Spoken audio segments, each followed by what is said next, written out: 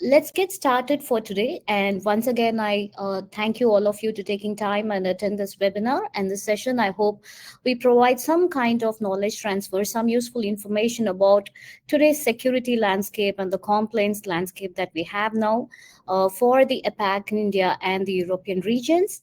And a quick walkthrough of what we have for our session today. We will be talking about the evolving compliance landscape, how the compliance regulations were there before, and how it has changed largely in the past couple of years, especially, and what are the new compliance mandates that are being amended in different regions, and what are the old ones that is undergoing revisions. And we'll also talk about the security risks for modern businesses, especially the small and medium businesses. What are the specific security threats that they pose and the risk that they have? And we'll be addressing these two problems with one solution. I'll be walking you through that particular solution. And we will, of course, talk about the Log360 Cloud, the cloud-based log management and compliance management platform that comes within the Zoho One console. And we will have some best practices for log management and security and compliances. And we will have the Q&A session as well. So this will be the agenda for today. So moving on to the first segment, the evolving compliance landscape. So the compliance regulations were there even before, like the very old PCI DSS we have for the financial sector, and we have the HIPAA for the health care industries, and we also have the ISO 27001, the SOX, the FIS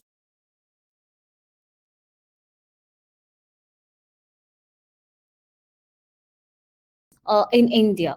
So how it has changed from before and now. So the previous approach of compliance were mainly focused on, the ticking the check boxes. There are so many requirements categorized into so many segments, starting from the implementation of firewall, the implementation of antivirus, the anti-malwares, and the implementation of IDS, IPS, and all the perimeter devices, to even the physical security that they have to implement when they deal with the sensitive data. And it doesn't talk about the risks involved in handling the data. It doesn't talk about the privacy segment, because when it all started, there were no cloud adoption, and then the cloud adoption came in and it boomed during the COVID, and it changed the landscape quite differently. So there are no elements of the risk assessment, the risk monitoring, and of course the privacy and the consent segments were there until GDPR. So I would call this particular era of compliance before the advent of GDPR as mostly reactive. It is an audit driven process. Of course, it was a continuous compliance audit, but it was mostly a scheduled one. Whenever the audit comes in, they'll have to keep everything ready. They'll have to see if the procedures and policies are in place, and they'll have to generate a lot of reports to ensure that everything is on place. So it's more like a reactive approach. But after GDPR, especially the CCPA that came in California, the DPDP Act that is coming up in India, and the revision of PCI version 4, all of this included an element of risk, a continuous calculation of what risk your organization poses, what risks does your device or the data where you store the system, the data where it gets stored poses, and what is the risk of user credential being exposed. All of this risk assessment, analysis, and mitigation have to be carried out. So this is more like not like a reactive approach. It's more like a proactive approach, because we continuously monitor the system. We anticipate a breach, we anticipate an attack or a threat, and we continuously prepare it.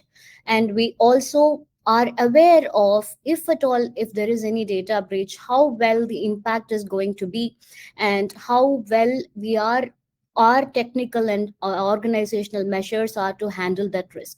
So it brings in the factor that incidents or breaches are going to happen. no matter what, but how well prepared are we to tackle it, and how quickly we can contain it, and how quickly we can mitigate and neutralize those threats. So it's more like a proactive approach and with the combination of the reactive procedures, and it also embeds privacy and security measures. So we move to cloud. We don't know where the data gets stored until you specify the DC, and we have no perimeter boundaries of the data access. It gets stored in the cloud and users can access it from anywhere. And how about the privacy concerns of what data of the customer gets stored and for how long? And with the advent of AI, is it being used for training, it's being used for the model training, or it is being sent to the third party application for any other processing? All of this technological advancements, cloud adoption, the AI, and everything has brought in more focus on the privacy and the consent segment. So now the current approach, I would say, is more proactive, focusing on security, focusing on privacy and consent, and adopting a risk assessment or the risk management model. This is how we see the compliance landscape evolving from a reactive to a proactive approach. So this will give you an overview of how many compliances we have around the world, starting from the US, EU, and UAE, India, and we have most of the complaints, including the CCPA, it's getting revised because of the advent of AI, and it's including the privacy and the consent segment that we have discussed before. And even the DPDP Act emphasizes a lot on building a strong and robust security operations center, and emphasizing a lot on preparing the technical and security measures in an organization to tackle the data breaches. It puts a lot of spotlight on how the data breach is being handled, how it is being reported, how it is being analyzed, and how it is being mitigated and contained, and most importantly, how it is being communicated to the stakeholders, to the customers, and to the employees of the company. So a lot of emphasis is being put on communication, put on the data breach detection, the privacy, security, and the consent. And a recent trend is that most of the organization or the regulatory mandates are coming up with the specific complaints or regulations for AI as well, how the data is being transferred and how the data being used for the training the model, and how long it is being stored, and how long the data is being stored without modification, even if the customer asks us to delete the data. So there is a surge in new legislation, and there are a lot of amendments to existing laws with respect to AI, with respect to privacy concern. So I will quickly walk you through the enforcement tracker. This is to show you even not just the bigger organizations are getting penalized for not following the compliance adherence or for the violations of compliance adherence, but even the smaller organizations are being penalized or are being imposed fine even for the slightest deviations from the regulations. This is a GDPR enforcement tracker. So if you see, there is a filtration with respect to articles. So if you take even the article 32, it talks about the implementation of the technical and organizational measures. There are a lot of companies, there are around like 500, 2,700 companies who are being fined, who are being, charged for violating the Article 32 of the GDPR, which is the insufficient technical and organizational measures to ensure the information security. Even a smallest fine to even the largest fine, it is being imposed for just this, the insufficient technical and organizational measures. So this is a pretty complicated one, not a very straightforward. This is a very open-ended the article of GDPR, which is causing a rise in the penalization with respect to the complaints adherence. So from the enforcement tracker, we could see two main things. Even the small companies, even not just the larger fines of the 4-digit or 5-digit numbers, even a smaller fines or violation alerts are being imposed on organizations for deviating from the regulations. and more penalties and violations are occurring due to the improper adoption of technical and organizational measures. So there is a rise in tide of data security fines with respect to the GDPR Article 32. So, if you see what is Article 32, it requires a company to properly have the security measures, to properly have the technical measures to protect the data of their customers, especially the personal data of their customers that they collect or process from an accidental loss, from modification or alteration, from unauthorized disclosure, which means a data leak or an unauthorized access. So every company should take measures, both organizational level and adopting the technology that they have, to prevent any such data accidental loss or alteration or modification or unauthorized access from happening. So, when we talk about organizational measures, it is about establishing the data policies and processes. It involves, appointing a data protection officer who will overlook the data security policies that the companies have, who will provide the regulatory authorities the data breach notification report in case if there is any breach, who is responsible for the implementation of the technical measures of an organization. And an organization should focus on setting up a comprehensive information security policies, such as what data can be shared, who can access it, how they can handle the data, and how they can move the data in case if a customer wants the deletion of data, what is the procedure to do that.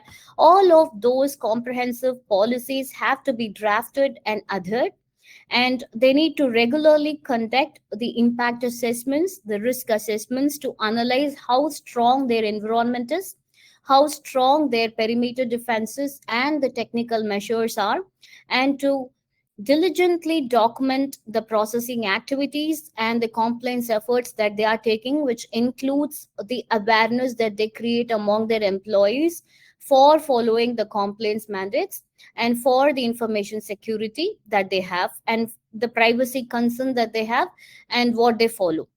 And they need to also focus on ensuring a clear contractual terms with the processes that they get involved. Sometimes they collect the data and it is being given to the processes externally to perform processing or to store the data.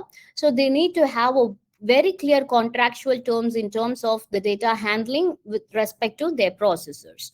So these are some of the organizational level steps that they need to adopt, which falls under the category Article 32. When it comes to the technical measures, it focuses on how you can protect the personal data by implementing technology. When we say technical measures, there are different aspects into it. First one is pseudonymization, which is the personal data shouldn't be attributed to any specific individual. It has to be changed so that it doesn't get mapped to a specific individual.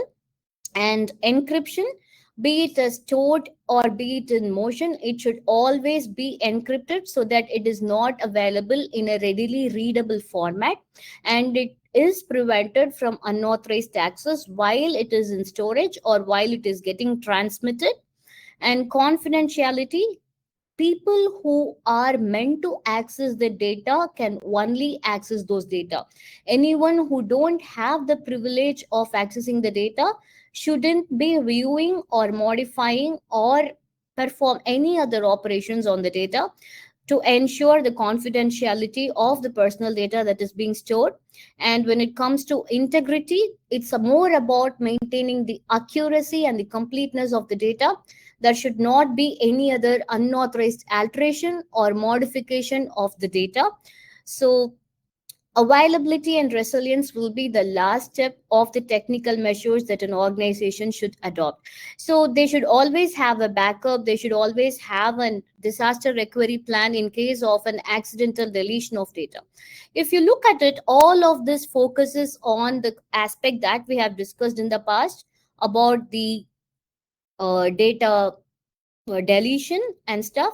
So the deletion, destruction or loss, the alteration, which maps to integrity, the unauthorized disclosure, which maps to the confidentiality, and the unauthorized access, which refers to the encryption as well as the integrity of the data. So these are some of the technical measures that every organization have to adapt to meet the Article GDPR 32. So is this going to be specifically for the GDPR compliance? Should I take these many steps for just adhering to GDPR compliance? If you ask me that, not really, because all the other compliances with their latest revision also emphasizes on these aspects, also emphasizes on taking technical measures to protect the data in different formats. Assuming that you are in a financial industry, you need to comply to or the other two PCI DSS. So the requirement 12 of the PCI DSS also talk about protecting the data by a set of technical and organizational controls, which usually falls into the five categories that we have discussed. If you are a healthcare organization or deal with any kind of healthcare data, so you need to have protect or mandate the safeguards of the protected health information or the electronic protected health information, EPHI. You need to take steps, the technical measures to protect that is available or that is being described in the security tool. Or if you want to get certified as ISO certified, it also talk about implementing a comprehensive framework for managing the security risk. So all of these very popular compliance regulations also talk about adopting the technical measures.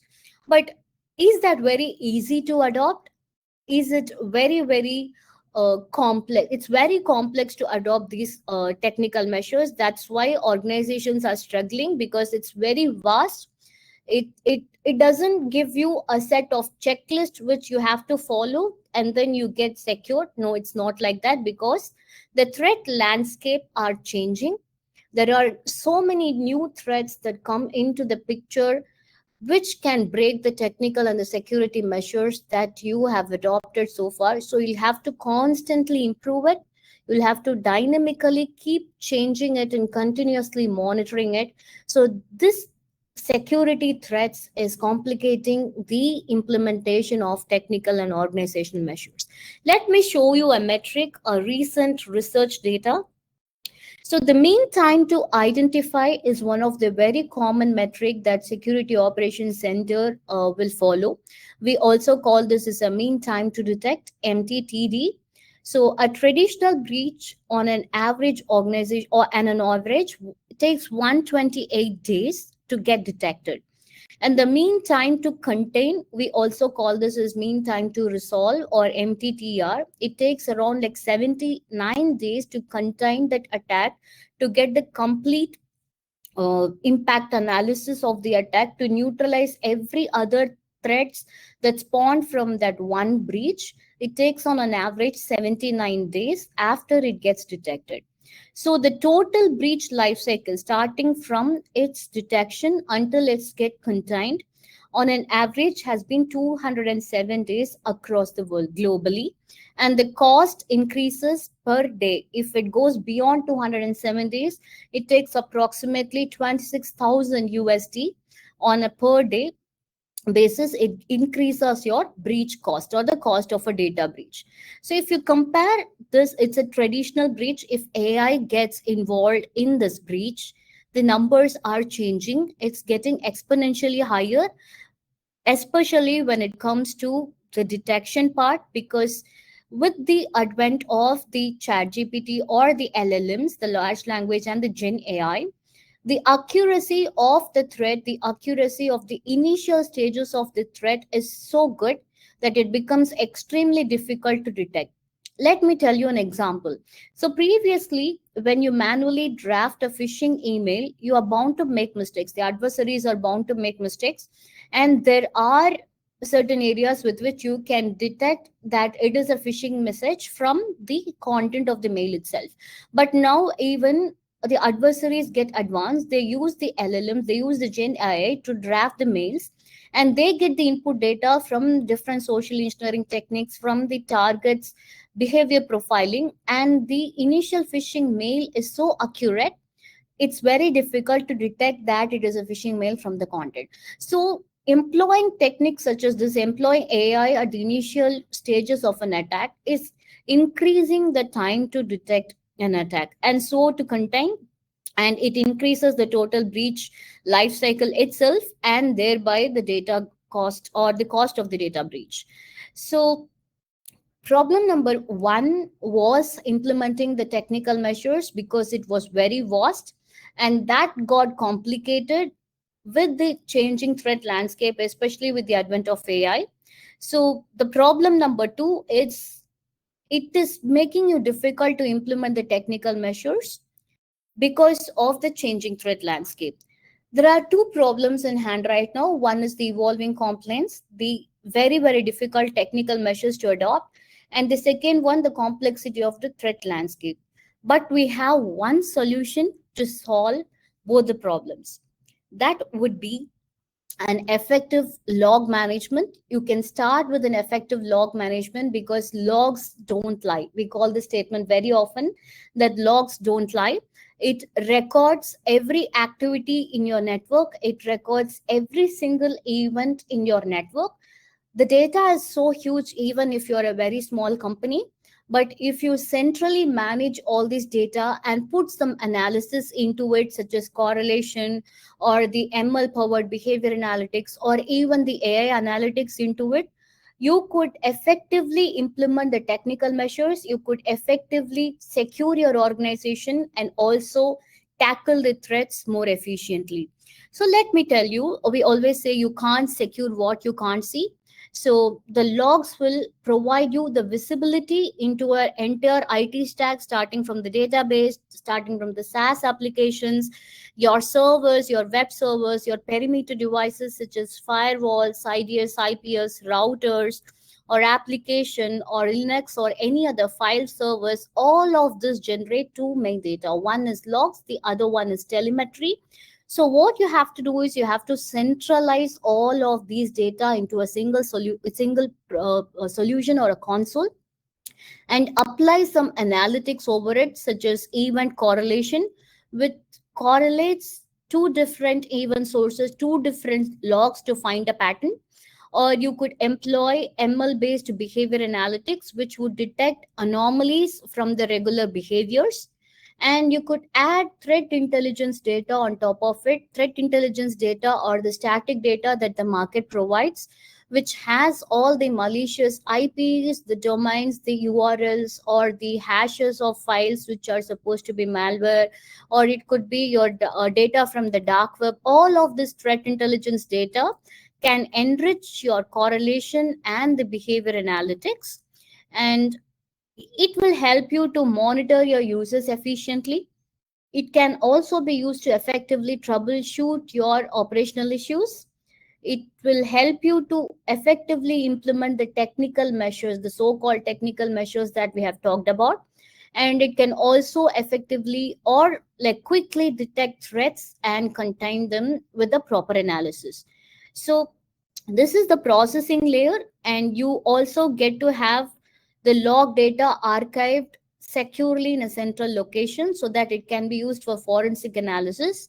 And this part is one of the major requirement in most of the mandates that are out in the market right now. So you'll have to store the log securely for the minimum period of at least 2 years, or in certain regulatory mandates it's even stated as 5 years, to effectively conduct forensic analysis, because most of the threats take more than 100 days to analyze. And if you don't have the log data, it will be very difficult for you to understand how the attackers traverse and how what actions they have performed in your environment, or are they still lurking out there in your environment. All of these data can be analyzed only with the help of logs, only with the help of forensic analysis and backtracking.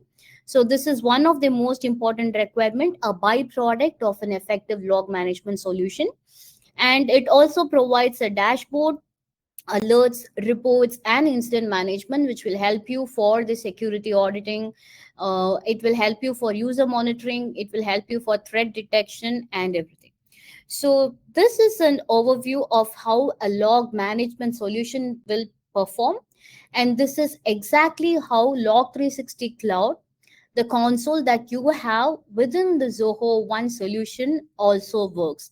It collects the data from different resources across the network, and it performs correlation, it performs behavior analytics, and it performs threat intel. If you have any doubts on which log sources that the product supports, you could navigate to the console and see the type of log sources that the solution supports by default. We support more than 700 plus log sources, and we also have a component called custom log parser, which can parse and normalize the log data of any custom applications that you have within your network or within your organization, and it can get meaningful insights out of it. So these are some of the log sources that we support. And if you don't see the log sources of your environment listed here, you could always reach out to us and get it sorted, because we also have the custom log parser, which will help you to ingest the log very easily. So I'm assuming that the screen got stuck. Is it for everyone? Let me disconnect and reshare again.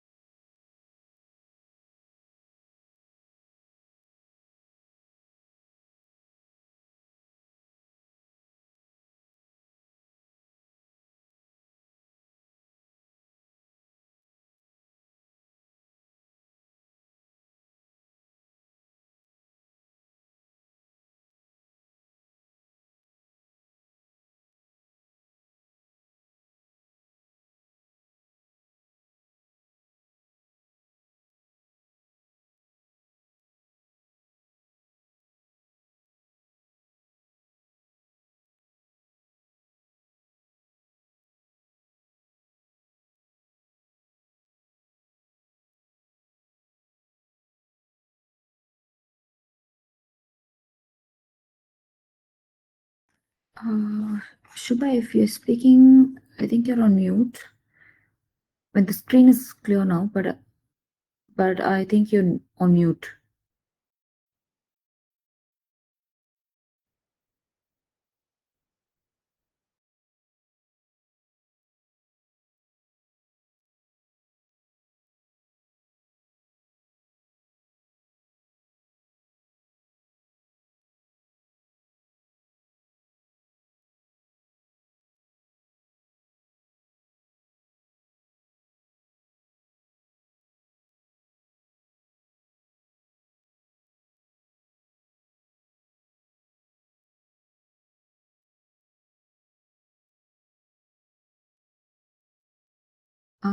Team, can anybody confirm if Shubha is facing any difficulties with the audio or the screen sharing?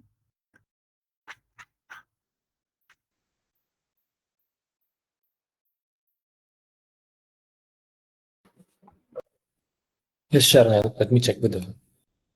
Cool. Okay, we'll just wait.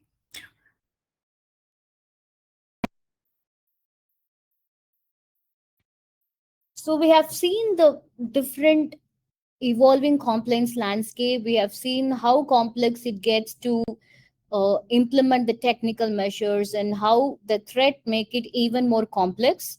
And we have also talked about the one solution which provides you the visibility into your entire IT stack. And now we have come to a part where we'll shed some lights on the best practices that you can do for adopting the technical measures and for adopting a security measure for detecting threats. So there are three things that you need to do. One is to set access control, which provides only exactly the access a user needs to perform on a data. No more extra privileges. We call this as a principle of least privilege. And It can be set through any identity access management solution, or you can adopt the application's access control policies, design and devise the policies and implement it. And the second one is to prevent the data from accidental alterations or leaks. For this, you need to install antivirus and anti-malwares at the basics to understand and to prevent any kind of malware threats or attacks in your environment. And the third one is to have an effective network security, especially at your perimeter level.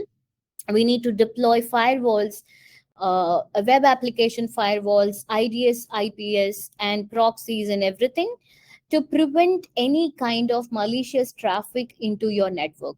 So these three are one of the most core practices for implementing the technical control. So how to achieve it? It doesn't stop with just implementing it. It also involves continuously assessing the strength of these practices and to constantly improve them to reduce the risk. So when it comes to the access controls, when it comes to the access controls, you need to monitor the user behaviors, you need to monitor the access of the users and see if there are any deviations in their behavior, if there are any access in their behavior, to detect any kind of suspicious behaviors from the users. It could be because of an internal threat, or it could be because of an account compromise or the takeover scenario. And when it comes to antivirus and malware, you need to regularly check for any signs of abnormal activities, even though your antivirus and malware have detected the presence of uh, malware in your system and have quarantined it. There could be many other things that the malware could have done before, or there could be a backdoor account created, or there could be an intrusion point for the system or for your network.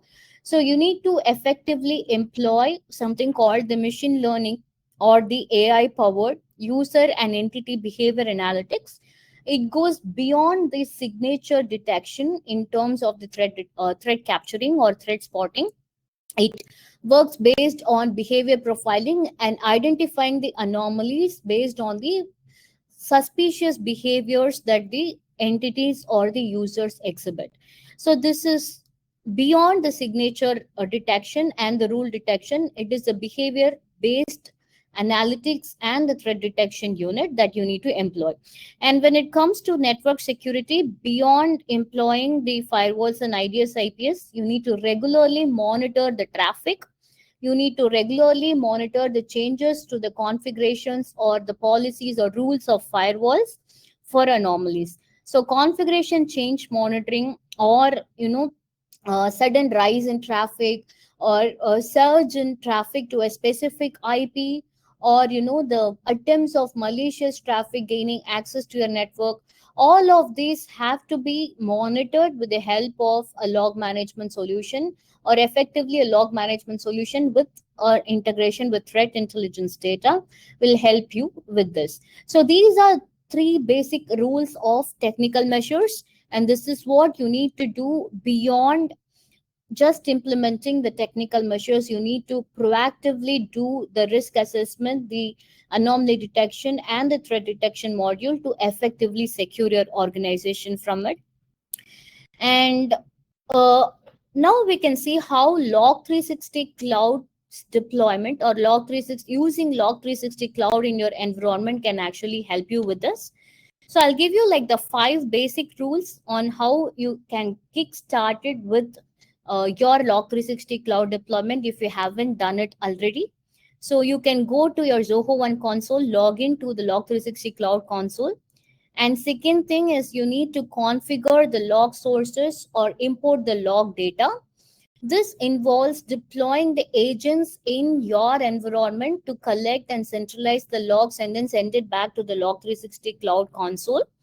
And once you get the data flowing into the system, into Log360 Cloud console, you need to set up the critical security alerts that the product has within itself, the pre-built security alerts and correlation rules. You need to enable them, And finally, you need to configure the threat intelligence that comes within the solution, and also the dark web monitoring to proactively stop any threats that is trying to intrude into your network. So in the Q&A session, we have our team circulating you some collaterals on how to set up the agent and how to collect the log data from it. I'll walk you through some other basic steps on Log360 Cloud, and with the use case, how you can configure the product uh, to achieve that use case. So as I was showing you, configuring the critical log sources, what you can configure is that you need to configure all of your endpoints, meaning the workstations, the laptops, to send logs to Log360 Cloud.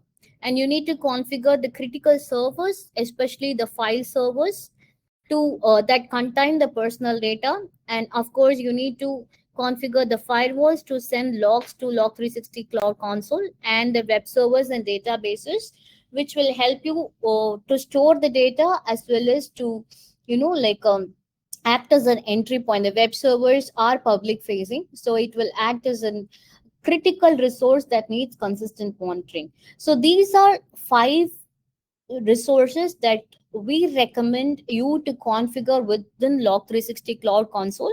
The logs from all of these will get stored centrally in Log360 Cloud, and we will facilitate the correlation and the user and entity behavior analytics on top of that. So you can do this by deploying agents to a centralized log collection. If you have not done this step before, please do it with the help of the videos and the help documents that have been circulated to you. You can also get in touch with us. We can handheld you to configure the basic deployment. And step 2 is to set up alerts. There are different alerts. There are more than 100 plus predefined alerts in Log360 Cloud. For the starters, you need to mandatorily enable the firewall configuration changes, and also enable the advanced threat analytics for capturing the malicious traffic. We recommend you to do that. I will also walk you through to how to enable the threat analytics shortly. And with respect to correlation rules, for the basics, we recommend you to enable the SQL injection, the suspicious software installation, and the lateral movement correlation rules. And we understand that each of your businesses, each of your enterprise functions differently. And with respect to correlation rules, we would need a specific understanding of your environment, of your business nature, to enable correlation rules. The correlation profiles are limited to be enabled with the number 20. So please do get in touch with us to enable specific alerts and correlation that will help you protect your business. These are some of the basics that we have recommended for you. And now I will walk you through how to configure the threat intelligence and the dark web monitoring in the product. While I do that, I'll also like to tell you that Log360 Cloud has an official and technological alliance in partnership with Constella, the AI-driven dark web scanner. So we get the dark web feeds from Constella Intelligence, the digital identity and risk provider vendor, and we get the feeds and then store them in the cloud and deliver it to you. So enable the threats, and to enable the threat analytics and the dark web monitoring, which comes as a part of your Zoho One package, you need to navigate to the settings tab of your console, move to the admin section, and you can see the threat management under the management console. So which will give you the default threat, and which will give you the advanced analytics threat tab. You can just enable the default threat server. This is a repository of open source threat feeds. It has about over 600 million malicious IP lists. It gets updated every day. And once you enable, the product will be able to check it against your firewall logs after you have configured the firewall to send logs to Log360 Cloud. It will correlate the malicious IPs with the firewall logs and will alert you if there are any malicious attempt which the firewall is not denying is coming into your network. It will immediately alert. It doesn't stop with just alerting. You can also configure and block the malicious IP by default based on the threat reputation score. And advanced threat analytics is an additional add-on, but it comes as a part of package for all the Zoho and customers.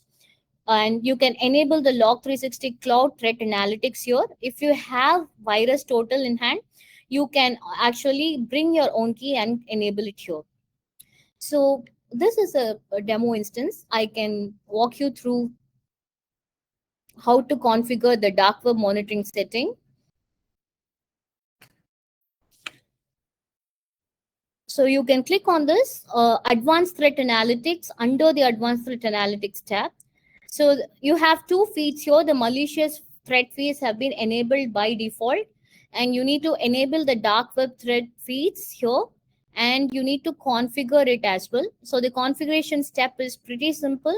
You need to provide the email domain of your company. I'm just for the testing purposes, say manage engine -test, and you need to provide the email ID to which an OTP has to be sent to verify the email ID.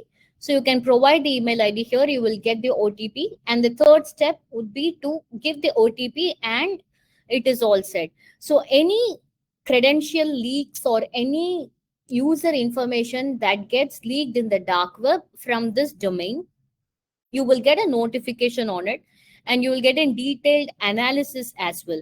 So once you configure the dark web data,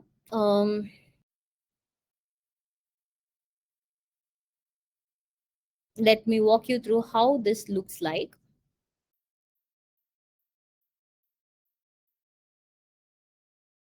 So you will get this dashboard populated. You would know if your domain has been breached through any supply chain credential leaks, or if it has been involved in any botnet infections, or if the data has already been leaked in the dark web. So we also have a component here called Incident Workbench, which will help you with the analysis of any particular incident on threats.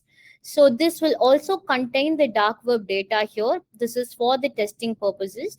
So the breach history will be populated here, and you will get the information on which email domain has been leaked in the dark web, whether it was the password. And we also not stop with just intimating you. We also provide a recommendation on updating the password, and you can mail a specific user whose credential has been leaked for them to reset the password. So this is how the dark web monitoring configuration has to be enabled, and this is what you get. If you find any difficulty in enabling this configuration or getting the data populated, please get in touch with us. We will help you with the configuration and we can set it up for you as well. So I can walk you through a suspicious user activity, finding a suspicious user activity use case. And I will show you how you can do it with the help of Log360 Cloud, how you can hunt it down, how you can investigate, and how you can contain this particular threat. So this is a very common use case I have taken. So assuming that a recently modified user is exhibiting a suspicious behavior, we will tell you how to investigate and mark the incidents and resolve it. Say, for example, a user John has been logged out from their system. So there are two possible scenarios. One, the user has genuinely forgot their password and logged out of the system. Two, there has been multiple account or multiple attempts to break into John's account through account compromise technique, and he has been logged out. So how do you investigate this to make it sure that it was a legitimate action or it was a threat? You need to initiate an analysis on the account lockout, and you need to check the recent logons to identify if there are any suspicious activities, and you need to check if there are any active sessions by the user, which could be a flag of compromised account or the backdoor account creation. And also check if there are any other suspicious events, such as if there was any process installed by the user previously, or if there are any recent file activities that's been done by the user. So let me just walk you through how you can do it about Log360 Cloud. Meanwhile, I see that there are certain questions in the Q&A sessions. Uh, so one question was, is there a Log360 Cloud included in the Zoho One package, or we need to buy it separately? It is part of Zoho One subscription, and you get the 150 GB free storage along with 2 TB max cap storage per user. We'll tell you the details towards the end. Now, coming back uh, to the account lockout analyzer. So we have a dedicated report called account lockout analyzer, which will provide you the details of all the locked out accounts and the details in a very exhaustive manner by just doing log analysis. So these are some of, so to navigate to this report, you need to go into reports tab and click on Active Directory. Ensure that you have already configured your domain control to send the logs to Log360 Cloud before.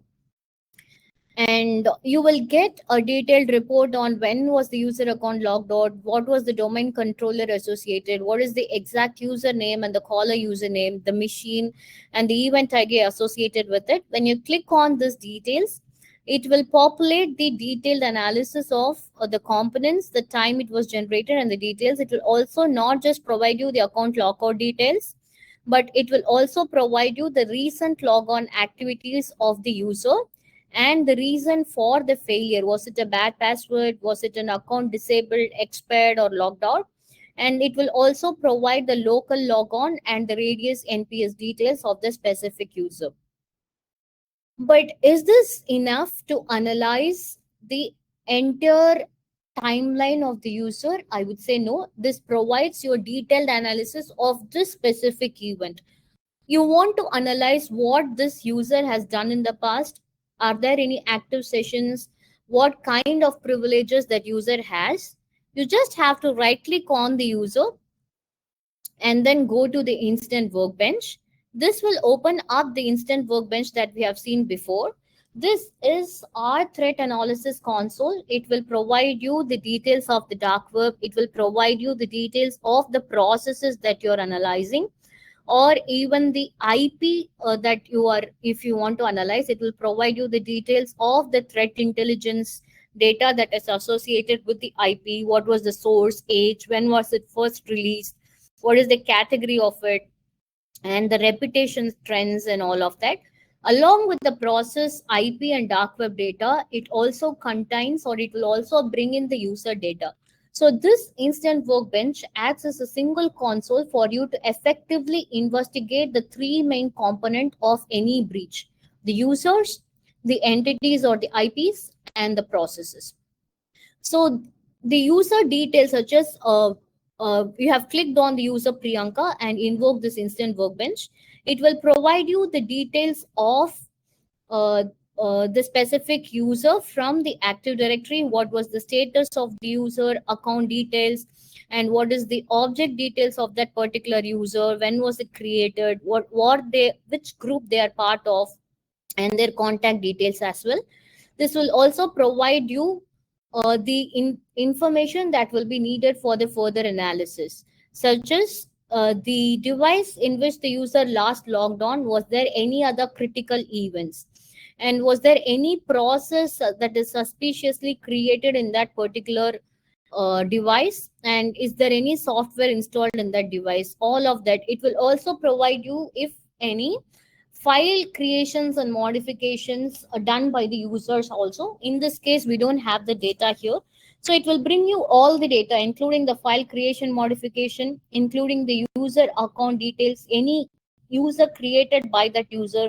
It will also provide you the detailed overview of any active sessions that they have and any process they have kickstarted, along with the static data from the AD. So this will help you to analyze the entire structure or the action plan for checking the account lockout from one single console. You start with the lockout analyzer, you get the details of the account lockouts, and then you want to again check further to look into the recent logons to identify suspicious activity, any kind of sessions that the user has abnormally, or any file modifications or the processes that they have created before. All of this in one single place, just the account lockout analyzer report and the instant workbench. This is just one case that can be done with Log360 Cloud. There are numerous other cases that comes by default as for in the form of reports, in the form of alerts and correlation within the solution. So I'm just going to have a very quick recap. We have talked about the evolving compliance landscape, where the new compliance regulations or the revisions of the existing ones are focusing more on security and privacy. We have also talked about the second problem of today, the increasing threat landscape, the increased risk, especially with the help of AI. And for these two problems, there is one solution: implementation of the log management, which provides visibility into your IT stack end to end. And you need to get started with log management auditing. We have also discussed the basics and the best practices by providing the network security and monitoring those devices, and by implementing access control and enabling mechanisms to monitor users, to monitor the behaviors of users and privilege escalations thereof any, and malware protection implementation, and going beyond just implementation by employing UEBA to detect threats that is beyond rule based and signature based mechanisms. And we have also discussed the basic working of Log360 Cloud, and how you can configure the log sources with the help of agent. I think in the QA session we have the collaterals for setting up the agents. If you haven't done already, please do go ahead and do that. And we have also give you some samples of alerts that you need to enable, especially the firewall configuration changes and the user brute force attack and all of that. And it would be really great if you get in touch with us. We could understand your environment and nature of business and the IT stack that you have, and we would definitely suggest specific alerts and correlations that can be enabled in your environment as a part of the technical and security measures of compliance. And we have also walked through a very short use case on hunting down suspicious activities of the user.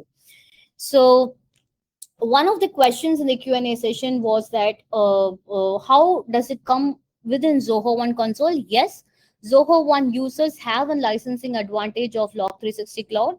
You have 150 GB of free storage, and the advanced threat analytics, which includes the dark web monitoring, is also available as a part of the package. And you also have the cap of ingesting and storing logs up to 2 TB per user. So this will be the licensing advantage of Zoho One users. And some other facts before I proceed into the question answer session. How can you upgrade your storage if you have already reached the 2 TB limit? You can definitely contact us. Please email us. The email will be provided into the Q&A session, or you can reach out to the support for upgrading your storage. Can I monitor Zoho apps logs? There are Zoho Mail and Zoho CRM. We are actively working on providing out of the box parser rules for all these Zoho One apps. It's on the way. We will have an update soon with respect to ingestion and analysis of Zoho apps logs. For now, Log360 Cloud solution will monitor everything in your IT stack barring Zoho apps logs. We are working on that, and we will have an update shortly. Does Log360 Cloud provide me compliance relevant reports for my industry? Yes. The solution comes with a predefined report for most of the complaints out there. One of the strengths of Log360, you could navigate to the complaints dashboard and see the out of the box audit ready report templates for PCI DSS, HIPAA, FISMA, GDPR, ISO, and GLBA, and all of that.